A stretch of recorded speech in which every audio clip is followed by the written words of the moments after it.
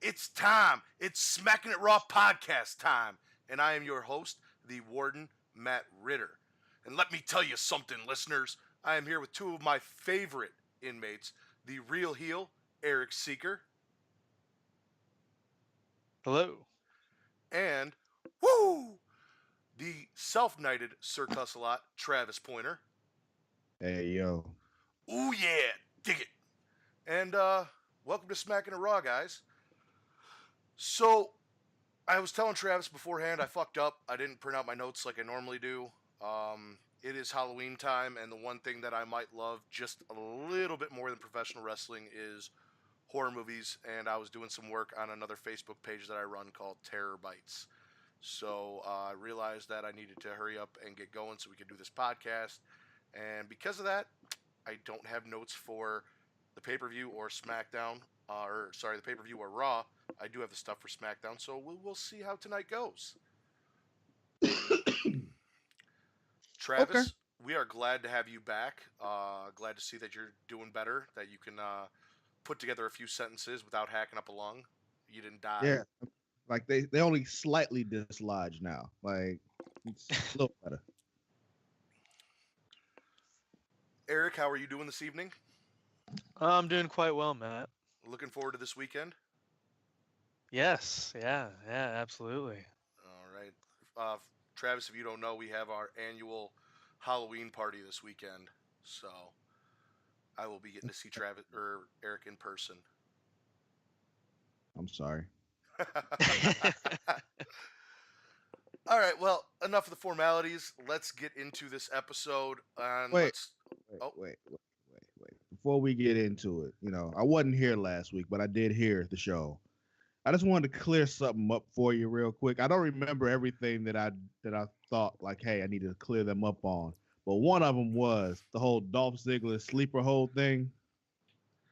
When you were like, who did he ever put away with the sleeper hold? He'd never be. Yeah, he did.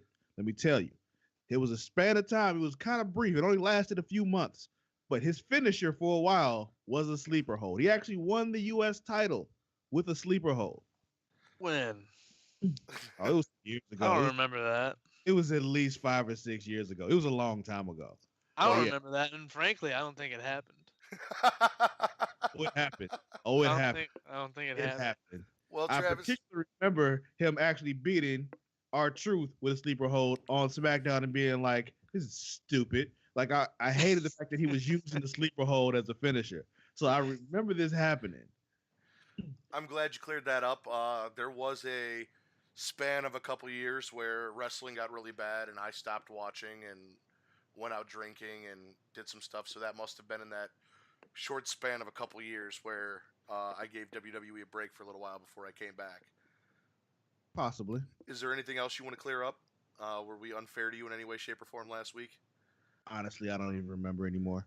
Beautiful. But that was just the one thing because I remember I was watching SmackDown and I just saw Ziggler pop up again. It just reminded me. So You owe us 2 Kane facts this week, by the way. Hey, we will get to Kane later. can't force Kane facts, all right? They have to happen organically, all right? We will get to Kane later. Let's talk about TLC. On Friday, we got the major announcements that Bray Wyatt and Roman Reigns could not be at the pay-per-view, so they were replaced. AJ Styles fought Finn Balor in place of Bray Wyatt, and Kurt Angle stepped in to take the place of Roman Reigns in our main event. It's my understanding that not only is Bray Wyatt sick, but Bo Dallas is also sick with the same illness, and ring announcer and the chick that I believe Bray cheated on his wife with and is now dating, JoJo, is sick. And apparently Roman Reigns has the mumps. Who the fuck gets the mumps anymore? That's weird. I figured he had the same thing as everybody else, the viral meningitis or whatever. No, from what I heard, he has the mumps. Huh. He just happened to come down with the mumps while everybody else got viral meningitis. I said, did that kind of like develop from viral meningitis or something? I don't know. I'm not a doctor, so I don't know these things, but Well, maybe one of our listeners is a doctor and can clear that up for us. You know what this means, though, right? That What? Bray, JoJo, Reigns, and Bo Dallas are fucking. About to say it was an orgy. That's how they all caught it. I was there with you as soon as you started. I'm like, yep, they were having an orgy. That's what happened. 100%. Whoever's not sick right now was not invited to the orgy. Yeah, 100%. That's what happened. That was a really small orgy, and with that group of guys, I feel really bad for JoJo. I mean, it sounds like it was more of a gangbang. Like, Yeah. No, it was a gangbang. It was 3 dudes, They- 1 chick. I mean, you don't know what they were doing with each other's penises, though, sir. That's true. We weren't there. We weren't there. It very well may have just been an orgy. All right, well, Travis, you got to get up early in the morning, so let's get into this pay-per-view. Overall, it was a good pay-per-view. I only have a few gripes, biggest of which is they kept implying that this was Kurt Angle's first match in 11 years, which we all know isn't true. He did a stint in TNA, and I understand them not discussing it. What? They always do that, though. Yeah, I know, but it was not his first match in 11 years, and that's the way they tried to make it sound. I also wasn't happy that we had 3 Jason Jordan, Elias Sampson segments. Yeah, you could tell they were playing for time. Yeah. They just didn't have enough stuff to do. It was pretty bad. But Elias was getting some nuclear heat. It was great. Yeah. I mean, what you got to do, man, you give Baron Corbin a guitar, and this is what you get. Actually, they gave Baron Corbin the U.S. title and let him cleanly pin AJ Styles, but we're not talking about that right now. What we are talking about... You want to talk about Baron Corbin? Because we can talk about Baron Corbin. We will talk about Baron Corbin when we get to SmackDown. We can definitely talk about Baron Corbin if you want to do We will talk about Baron Corbin when we get to SmackDown. So, the only other issue I have with the pay-per-view is I felt like the Alicia-Sasha Banks match should have been on the main show, and that Cruiserweight Tag Team match should have been on the pre-show. Finn Balor and AJ Styles, I think we can all agree, was an amazing match. Oh, yeah, absolutely. Yeah, he puts on a great match, though. It's what he does. And so does Finn Balor, and that's why that match was phenomenal. The main event seemed a little dragged out to me. I don't know about you guys, but it as good as it was, and it was really, really good, it just felt a little dragged out. And predictable. Well, of course. We knew Kurt Angle was going to come back. And he didn't look fantastic in that match, but he didn't look bad. You could see he still had a little bit of ring rust on him, but when he came back out, that music hit, he backdropped Cesaro, he was throwing angle slams. That whole ending of the match really made it for me. And then the beginning of what I'm assuming is going to be a Kane-Braun Strowman feud was very entertaining. That started in that match. I liked that. I'm always down for a Kane versus Kane match. Yeah, that'll be cool. And an Angle, like for coming up on such short notice, like he did pretty good. Well, you gotta expect some rust, but it was kind of disappointing though that was the way he returned though. But you know, it is. What it is. Well, dude, how fucking funny was it when he walked out? Like, cause the Shield, they all have the vests on. He's wearing the vest. But she's like smiling and stuff. I would say, yeah, with it is always like real serious and like stoic, but he comes out with the big ass grin on his face and shit. And he's like, that's so Kurt Angle. He did look pretty decent in his honorary Shield attire, and I think I was skeptical at first, but looking back on it, it was pretty cool that they came and they gave him, you know, his own gear so that he was an honorary member of the Shield for the night. That was a nice little touch. Yeah, it was real sweet. That was another thing I had gripes with what you all said last week about you all not liking them putting back the old riot gear and shit. Yeah, no, we didn't. Yeah, I do. Because it's just like, if you're going to be the Shield, then be the Shield. It's all not... right? Don't half-ass it. That's my thing. Don't do what they like to do a lot of times and they just have them put on a shirt. Here's the thing, man. Like, if you're gonna wear that stuff, if you're gonna wear all the tactical gear, like, I mean, whatever, that's cool. But if you're gonna do it, like, go all the way with it. I mean, throw smoke bombs at people. Like, use rubber bullets. That's not. Get a battering ram. But they never did that. Yeah, though, so they never did that, and that's how they started. My thing wasn't that I had a problem. They should start. My thing wasn't that I had a problem with them having the riot gear. It's that we've created these 3 separate characters.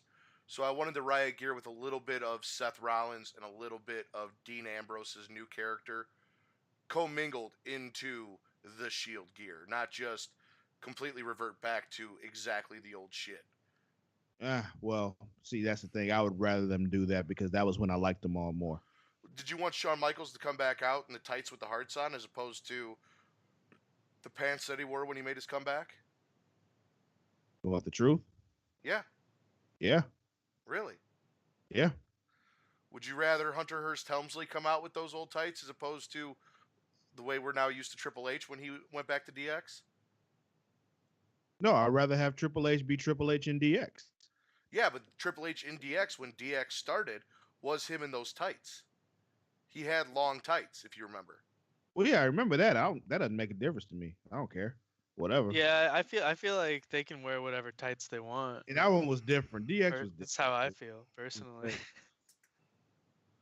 All right, well, As long as Chris Jericho and Christian are wearing their tight tights. shout out to Phil. Shout out to Phil and the tight tights. Real inside joke right there, y'all.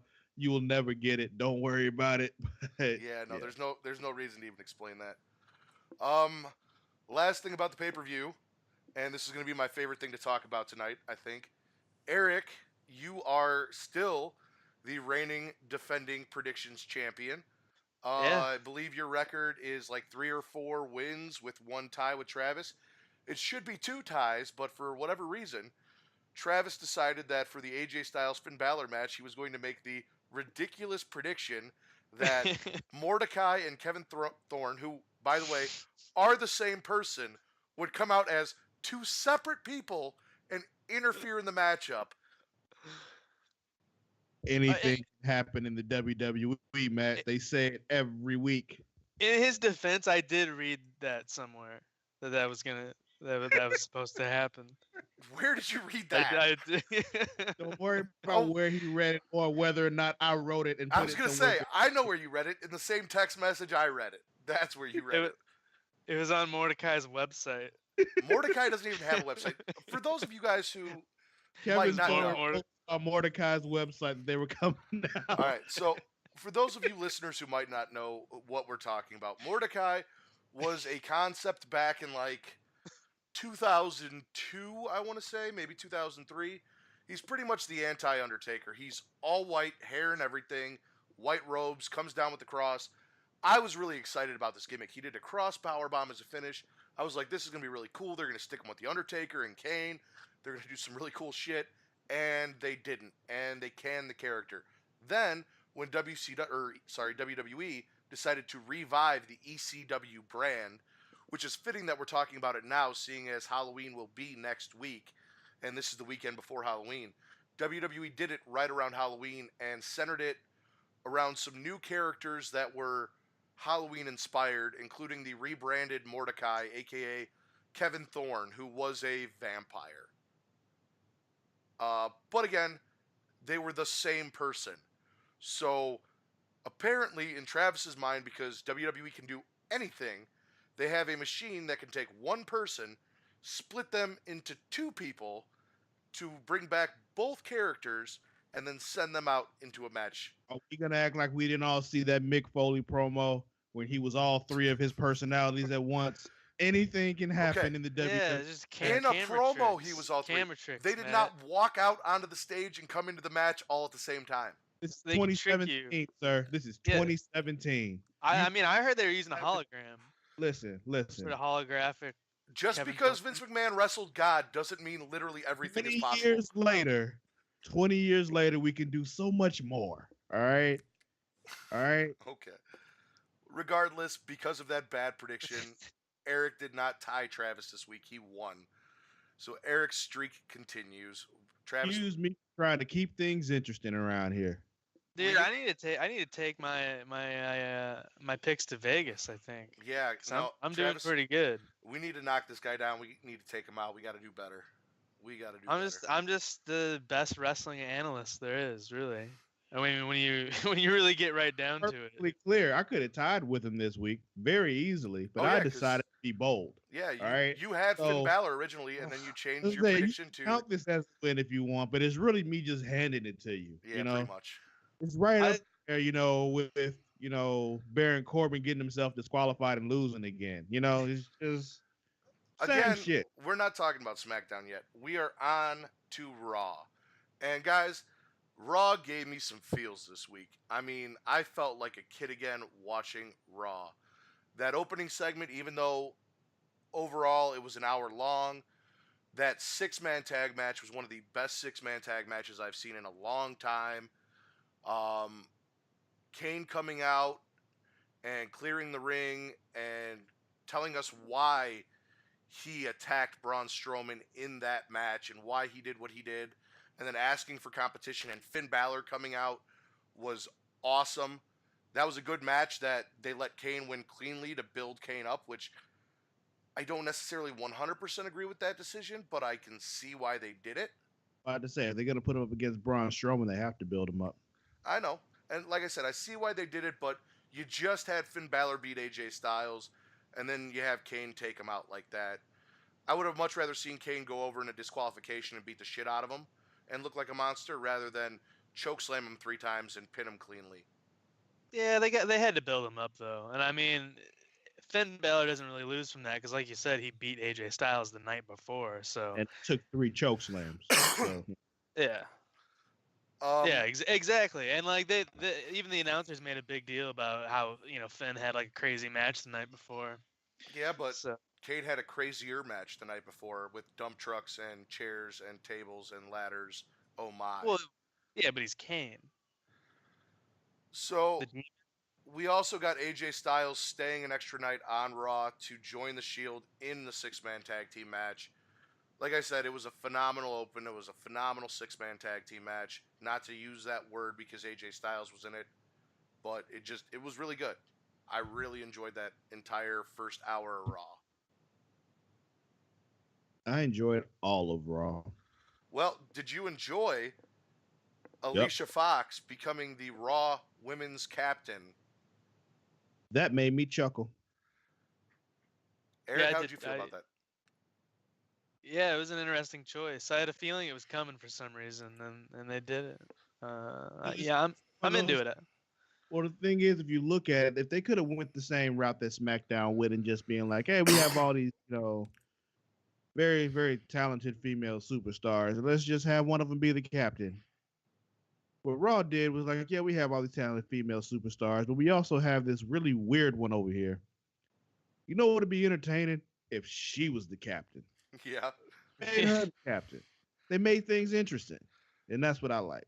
And I didn't mention the reason that there is a Raw Women's Team Captain is because at Survivor Series they announced that we will have a 5v5 Women's Survivor Series match, a 5 versus Sweet. 5 Men's Survivor Series match, and then all of the champions will be facing each other. So we get Brock versus Jinder, Alexa versus Natalia, Baron Corbin versus The Miz, and the Usos versus The Shield. That's a stacked card. It's a wonderful And call. I'm going to predict now we will also see Kurt Angle versus AJ Styles, or Kurt Angle versus Shane McMahon. Do you think so? I think so. they'll be part of that 5-man elimination match. That could be a Yeah, possibility that's what I too. was thinking. Because I don't think Kurt's ready to go yet in like a full match. Yeah, I think they'll just both be part of that 5-man elimination match. Well, Yeah, it'll be a good chance to give Kurt a few cool spots, and then he can just like chill on the apron the rest of the time. we'll see. We'll see. You Right. guys very well could be right. I could see the logic in that. But Eric, last week you were explaining how Alicia Fox is supposed to be crazy like a fox. After we got off Yeah, but this, she isn't. hold on. I understand that, but after we got off, I had a brilliant idea. So Alicia Fox, one of the things that she's been raving and ranting about is how she's been here so long and she doesn't have a T-shirt. That should be her T-shirt. Crazy like a fox. Oh yeah, they'll probably do something like that. I mean, maybe it will turn out that she is indeed crazy like a fox because, I mean, she is the leader of the But Survivor Series team. now. it's working out for her now. She's Team Raw's captain. Yeah, Maybe it's all an act. That could be. maybe she'll get that T-shirt after all. Since we're talking about the women, Alexa Bliss came out and cut an amazing promo, and then to top off that amazing promo, Mickie James came out and DDT'd the fuck out of her. The main end of her promo was she wanted to have the chance or the fans chant, "You deserve it," because she feels she deserves to be champion. And after Mickey DDT'd the fuck out of her, Mickey grabbed the mic and said, "You're right. You do deserve it," and then walked out. Yeah, it was badass. I'm loving this feud between them. Like, And they had a really good match at pay-per-view too. yeah, that was a great match. Well, yeah, I mean, Mickey's a vet. She can go. Lex is young up and coming. She can go. Is It is good to see that a vet like Mickey James from an era where they didn't really emphasize female wrestling very much can hang with this new roster of real female wrestlers. Mickey came from the Diva era, and yeah, you had Trish and you had Lita and you had Mickey and you had Beth Phoenix and some here and there, but they didn't really get the time to show what they could do. And now Mickey's proving that if she had the time, she could have done it back then as well, if not better than she's doing it now. that's the thing is too. She also had that time in TNA where Yeah. you can knock TNA all you want, but they get down over in TNA in the ring. Oh, their So- women's division was light years ahead of the WWE's. The Knockouts division over in TNA was phenomenal. We got to stop using that word. Yeah, I was thinking, what else can I say? I'm like, nope. I'm gonna go ahead and say it. Phenomenal. Maybe that's what I'll name this episode. Is just phenomenal since we can't stop saying it. We also had Elias Sampson in a rematch from the pay-per-view against Jason Jordan, where Jason Jordan took a guitar to the face. In the face. How do you guys feel about this feud? It's good that Uh, for something to do. Yeah. yeah, that was so weird when he was throwing food at Elias at the pay-per-view. I actually Like, enjoyed that. Is that gonna be like his thing now? He's like the shopping cart guy. He just like throws produce at people. I actually yeah. enjoyed that. Dad was in milk, so he's throwing, fresh fruits and vegetables. Yeah, they're healthy. All right, that's what they do. They hit people with healthy food, milk and vegetables. Yeah, it was. I don't know. I'm It'd be just- funny if they're just like they're actually trying to start a thing where the crowd starts throwing tomatoes at Elias all the time. It makes me laugh. I really enjoyed Jason Jordan's aim. Like his aim was on point with that Oh, produce. He was pegging the fuck out of Elias. Yeah, it was pretty. I like even though it was like just a time wasting thing, like it was pretty funny. Enzo Amore at the pay-per-view won his cruiserweight title back via some shenanigans. On Raw, we had what was it, an 8-person tag with like half the cruiserweight division, where Kalisto's team won. I watched 205 Live. I watched the rematch between Enzo and Kalisto. Enzo won by countout and retained his title. The best part of 205 Live this week is Arya Davari came out and spoke for Enzo because Enzo supposedly lost his voice, which we heard on Monday Night Raw. He was really hoarse. And Yeah. Davari knocked it out of the park. He was fucking hilarious doing the things. There was a line in there because they were in Milwaukee about how two things that Milwaukee never sees come together are Bucks and championships.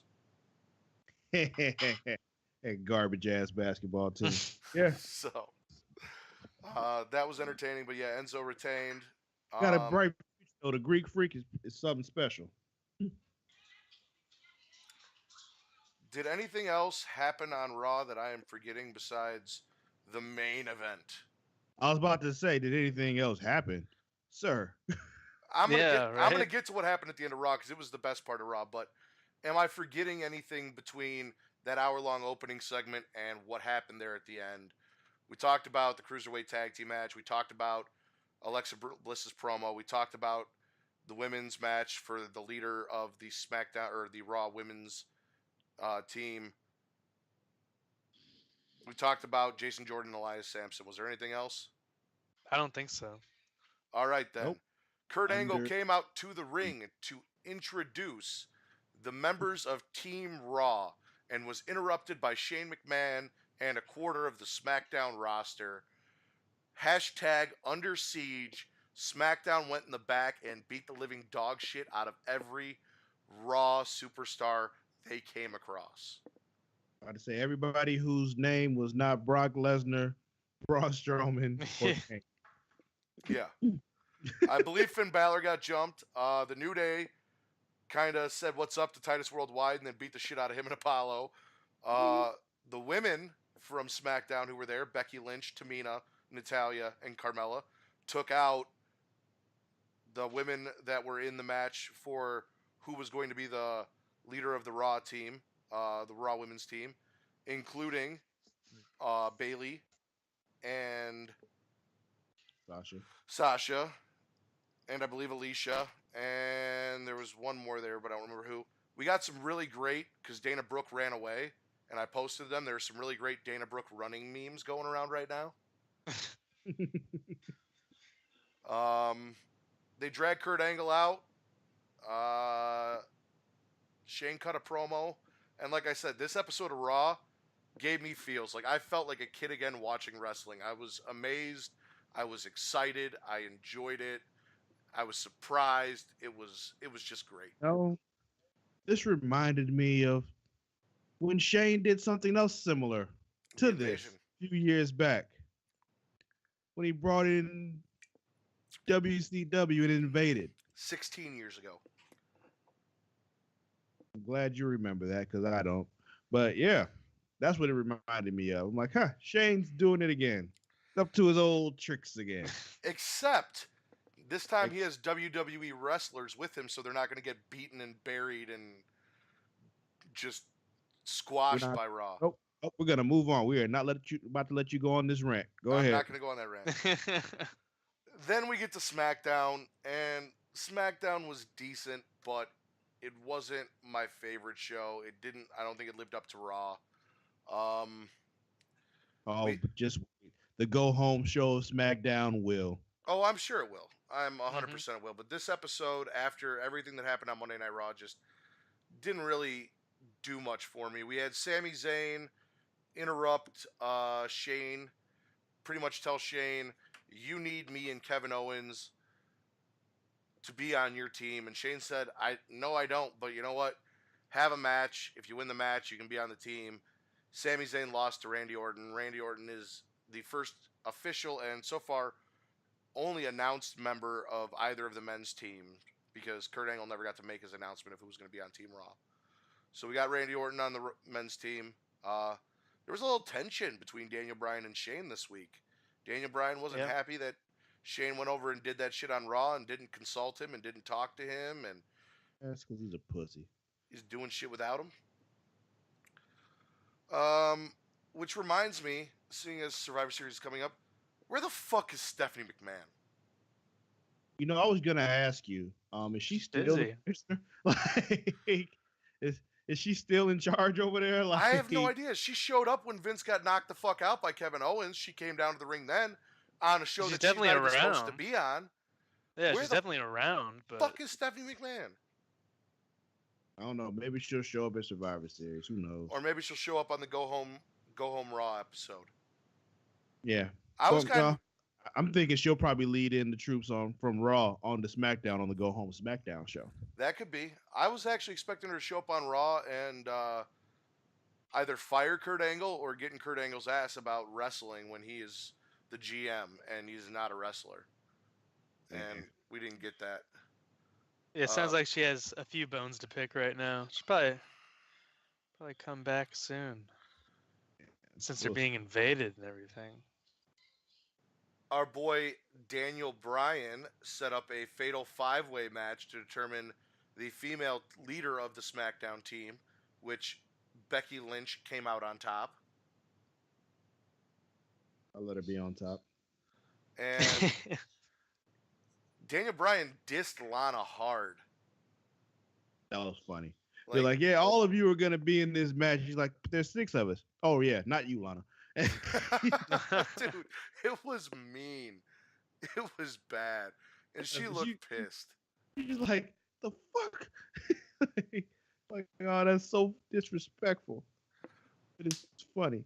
I know now what I did not talk about on Monday Night Raw, looking at my notes from SmackDown. Paul Heyman came out with Brock Lesnar and ran down and dogged Jinder Mahal so bad. Oh yeah. So bad. Just embarrassed Jinder Mahal. Yeah, it was pretty great. I mean, they weren't wrong. They weren't wrong. They weren't. But it is Jinder Mahal. Yeah. He's like, you aren't even a worthy pretender to the throne. You're not on Brock Lesnar's level. You're not on the level below Brock Lesnar. You don't belong in the ring with him. And Brock Lesnar is going to beat the shit out of you, not for Raw, but just because he's Brock Lesnar and that's what Brock Lesnar does.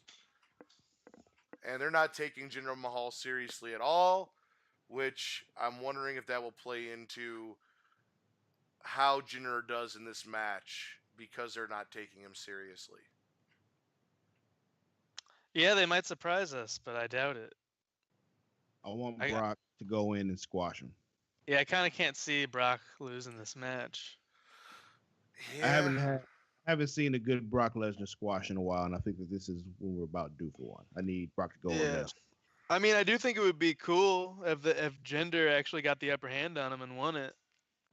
Just for being Brock surprising, but John Cena, he should be allowed to squash Jinder Mahal. I agree. There's no reason Brock Lesnar should not squash Jinder Mahal. Take him to Suplex City. I can name one reason. They're going back to India in December. Get the fuck out of here. They are. I know they are. I'm just saying that is not a good reason. Lose the title in the match, so that doesn't matter. He can still be champion. I know, but if he goes back to India after beating Brock Lesnar, it's money.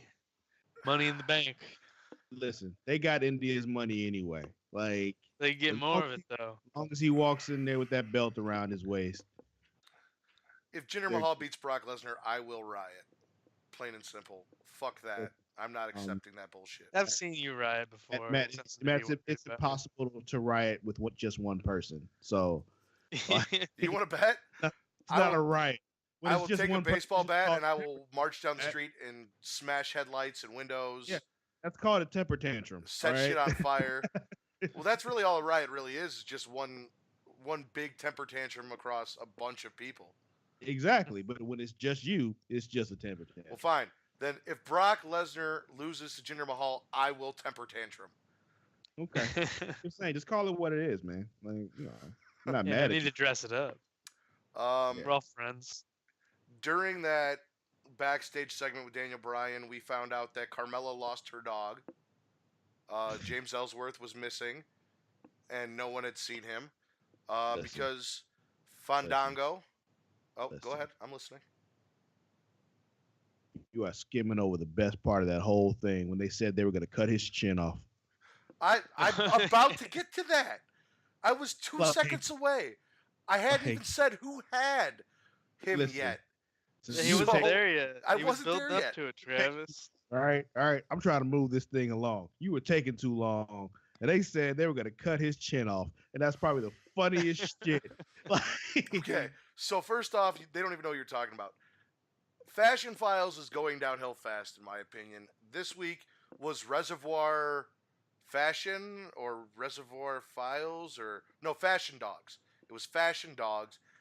Other than what Travis just said, this episode, in my opinion, and the little back and forth about who got to be Mr. Pink was pretty much horrendous. But we find James Ellsworth tied up in the office of the Fashion Files.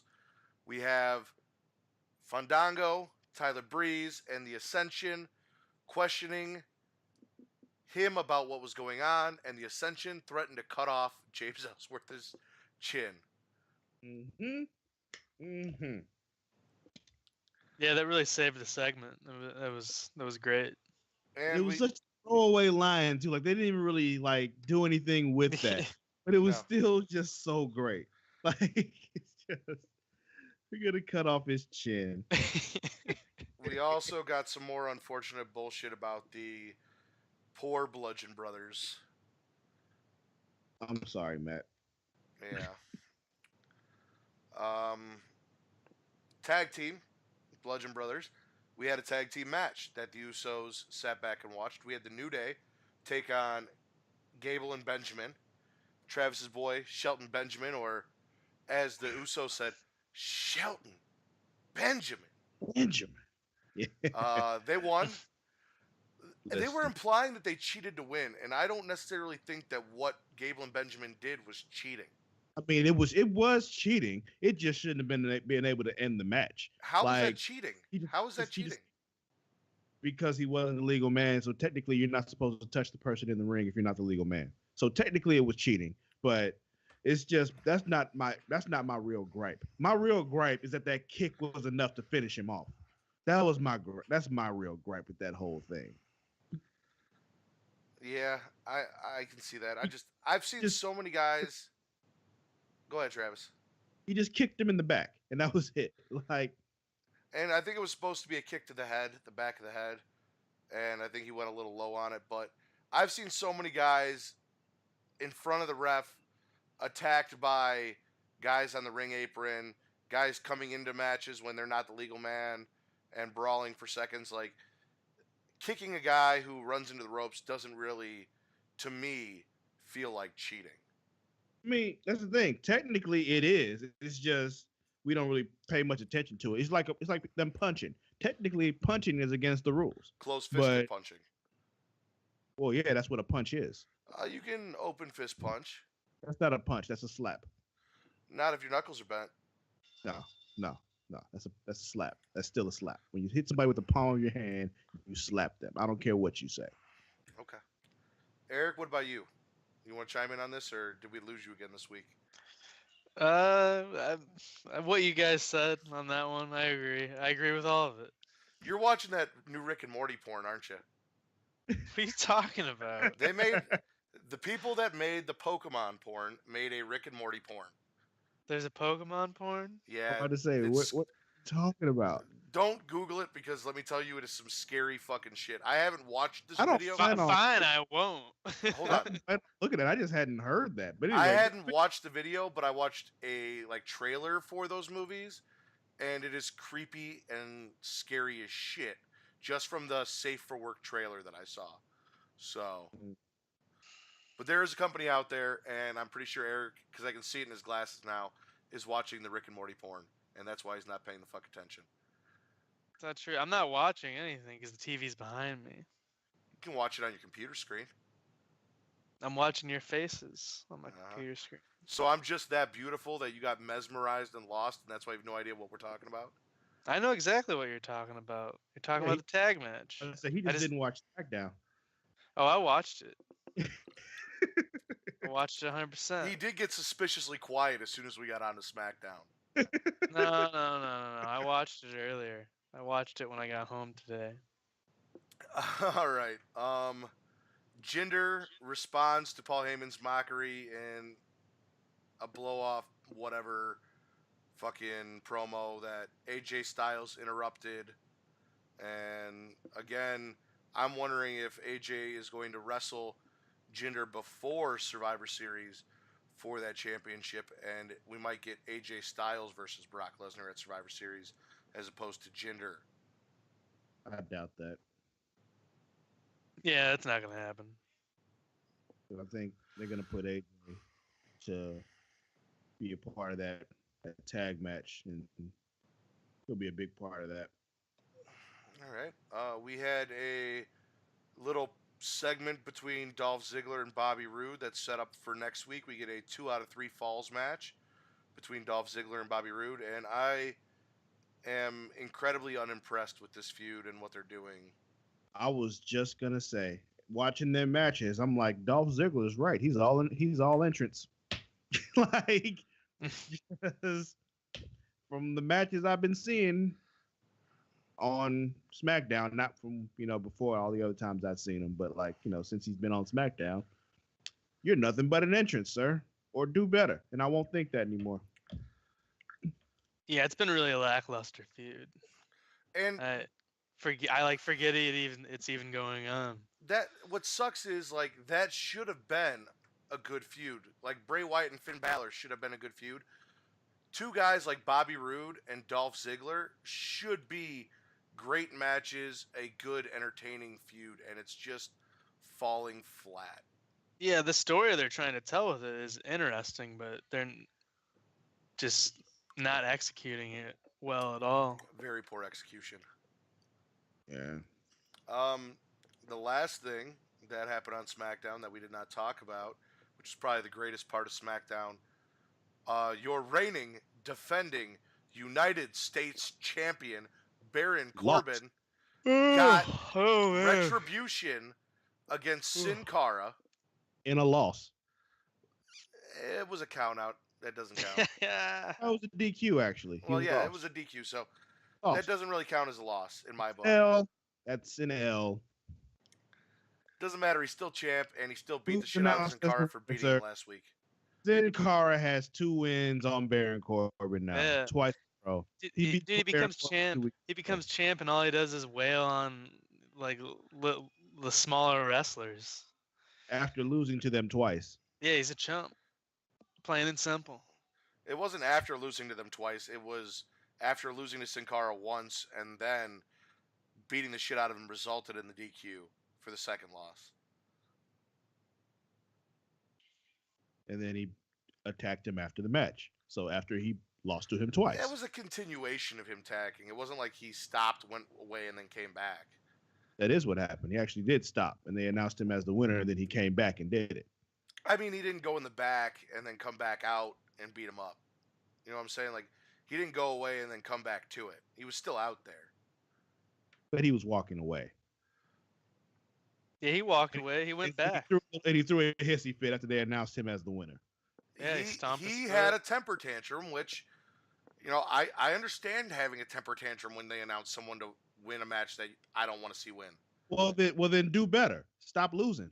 Yeah. He's a bum, Matt. A It's bum. like just He's a bum that beat AJ Styles cleanly. and lost to Sin Cara twice. So Yeah. He just, AJ just let him have that one.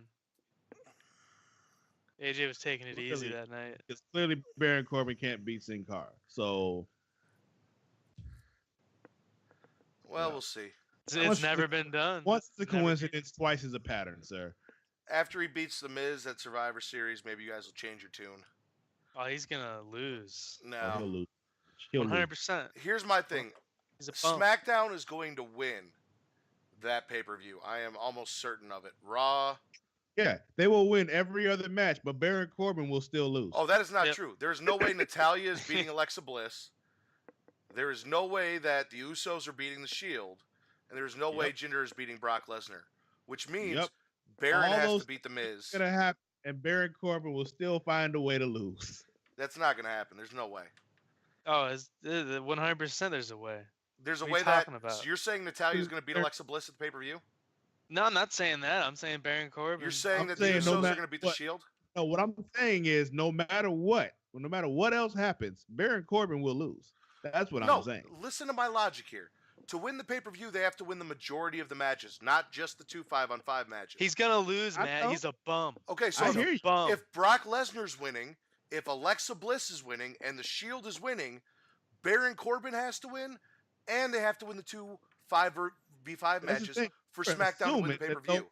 And you're assuming those wins are gonna happen. That's your problem right there. The only thing you can count on is the fact that Baron Corbin is going to lose. I can count on the fact that Alexa Bliss is not going to lose to Natalya, and Jinder Mahal is not going to beat Brock Lesnar. I'll give you the Brock Lesnar Jinder Mahal match. I won't give you the Natalya and Alexa Bliss match. What about the Usos versus the Shield? That's also a toss up. Who knows? Okay. Yeah, who knows? The point is, Matt, Baron Corbin's gonna lose because that's what he does.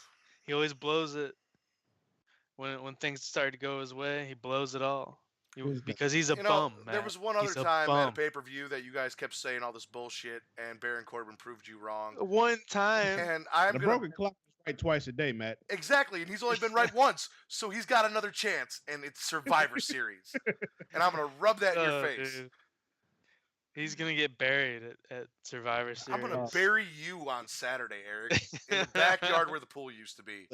Listen. He's going to lose because he has already lost to Sin Cara twice, just like you lost to me when I beat you with Rico. No, nobody cheated in that match against Sin Cara, so I didn't cheat when I beat you with Yeah, you Rico. did. No, I Yes, you did did. not. Here's the thing. I cheat a lot. I definitely do cheat. I will readily admit, but I did not cheat in that match. Let me say You something right now. I am undefeated in SmackDown games against you and John and Phil.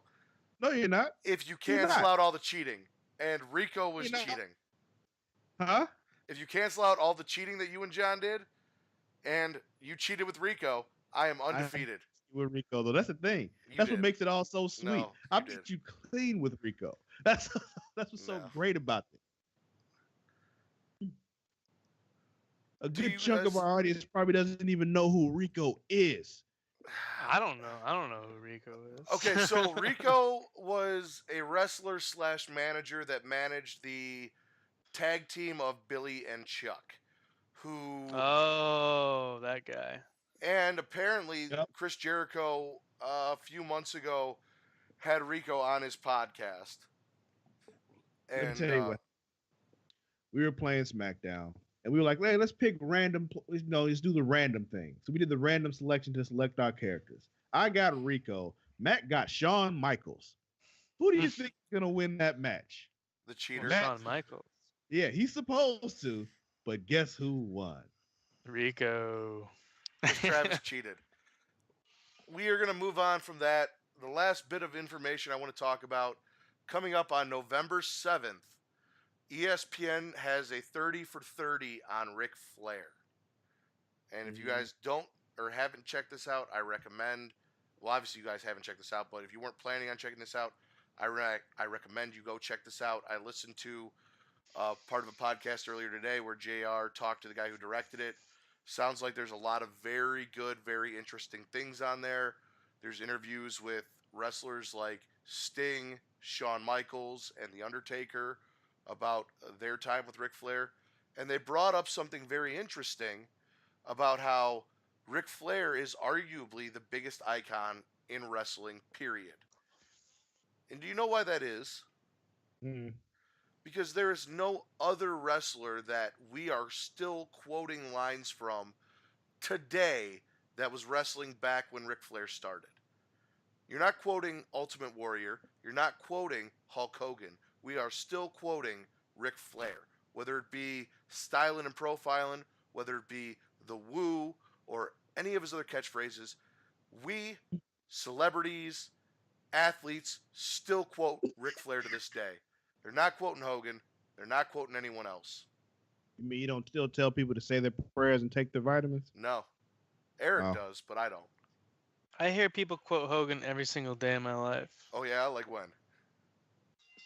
What Just you in gonna do? conversation? Yeah, what you gonna do? Yeah, brother. He's the first one to start calling people brother. I highly doubt that. I actually highly No, doubt that. No, he was the first guy in history to do that. That's like one of the things Oh, really? that he's known for. Travis, Yeah. History Travis, of mankind. Travis, Hulk do you want to Hogan pipe in on that? to call somebody brother. Travis, you wanna pipe in on whether or not you think Hulk Hogan was Well, the first person? well, to- I'm wait, not going there at all. I'm not doing it. Nope. You are let not me paying me backtrack that a little one. bit. Let me backtrack a little bit. What I mean by that is that he was the first one to call someone who wasn't like his actual brother. He's baiting He's you, the first- Travis. Travis, he's the baiting you first guy to hard. do that. And I'm not taking it. I'm not doing it. He's the Not first today. guy to ever do that. We're gonna end this right now. We're gonna walk away from this because I don't have the time, nor the energy or patience to deal with his foolishness. Okay. All right. It's on- Well, Look it up. It's Wikipedia. It's in there. on that note, Yeah, since we're You talking about don't cultural appropriation. Go ahead. yes, thank you. Since we're talking about the biggest icons in wrestling, how are you guys coming on your prep for the questions for our version of War Games, which I would like to do before NXT's War Games? Oh, when is that? When are you trying to do that? Well, NXT's War Games is November 25th, and Survivor Series is November 26th. So sometime Oh, okay. between Yeah, that's now like we. and November 25th, I would love to get our podcast with our War Games done. Yeah, man, totally. That's like weeks away. which is why I'm bringing it up now. Because if you guys haven't started researching or writing out your answers or anything like that, please Yeah, start have now. not. I know. I know. I've been hitting the books. I went to the library and Oh, used that. the WWE What's that? video library. What's that big machine with all the newspaper slides? Microfiche. Yeah, I used one of those. It's very time-consuming research. Eric, do you even know what the library is? Yeah. Because I don't. But anyway. All right, well, we're gonna end this episode. Who's winning on Raw? Oh shit. Who's winning on Raw? SmackDown.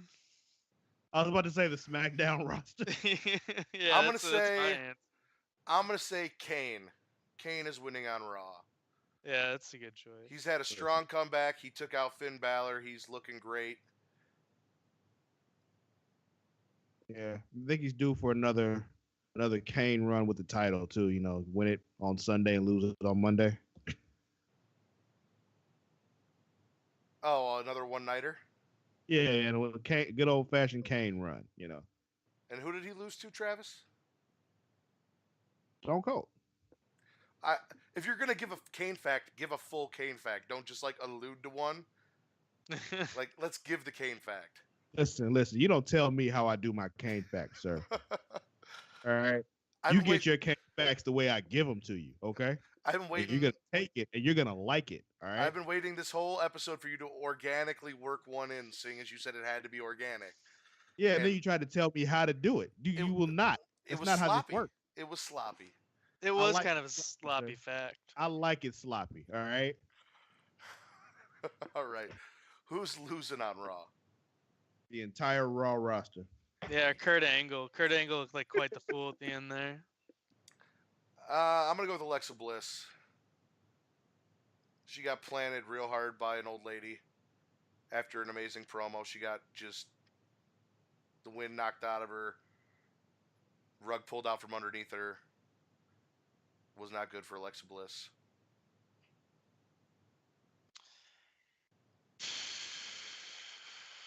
You know, Mickey's only 38. I know Mickey's only 38, but I'm not the one that keeps calling her an old lady. Alexa Bliss is. So by Alexa Bliss's standards, a 38-year-old is an old lady, and she just got her ass kicked by somebody who should be using a walker to get down to the ring. Not when it counts, though. That was a sneak attack. She walked right up to her. She sneaked walked right up to her. No, her music played. She walked right down to the ring. She got right in her face. It was not. They played their music a lot. Her music a lot quieter than they usually do. They played it sneakily. Get the fuck and out of she here. sneaks to the ring. Travis, you're going with the entire Raw roster too. Yep. All right. SmackDown. Who's winning? Sin Cara. I Got fucking hate you. 2 weeks in a row over Baron Corbin. I fucking hate you. He's winning. Yeah, I think I'm gonna have to agree with Travis on that one for sure. There's a big couple of weeks for Sin Cara. Yeah, Travis, man. you're breaking up a little bit, but I heard you said he beat the U.S. champ 2 weeks in a row. I'm gonna go with Becky Lynch because Becky Lynch was Raw or SmackDown Women's Champion last year this time, and was not the leader of the SmackDown Women's team. So now she is going to get to be the leader of the SmackDown Women's team going into this 5 vs. 5 match. She's been kind of put on the back shelf. It looks like she's getting a little bit of a comeuppance. So good for Becky. Becky's winning on SmackDown for me this week. We're not even going to talk about who's losing because you're both just going to say Baron Corbin. It's a rehash of what we've been talking about for the last 20 minutes. It's a waste of fucking You don't time. know that though, Matt. I do know that. You don't. You don't know that. Ask us the question. Ask the question and let us answer you properly. Just assuming what I'm gonna say. You don't know what I'm gonna say. Yeah, all right? dude, if anything, I'm surprising. I'm always full of surprises. Exactly. Travis, where For can all I know, that was Elias Sampson there on SmackDown. Who knows? Travis, where can they find you on social media? You can find me on both Twitter and Instagram at Sir_Cussalott. That is at SIR_CUSSALOTT. Eric? Oh, I think probably Baron Corbin was losing on SmackDown. Motherfucker! I think Son of a bitch. he lost to Sin Cara 2 weeks in a row. I think it was. Yeah, 2 weeks in a row. 2 weeks in a row. Where can they find you on social media, Eric?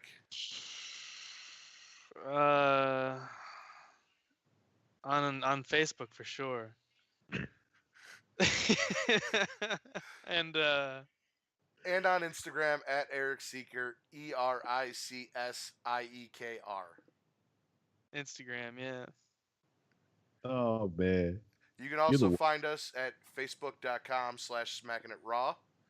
And if you were listening and you're not already doing it, please tune into Super Flashy Arrow, which is hosted by Travis, and the Creation Conversation, which drops once a month.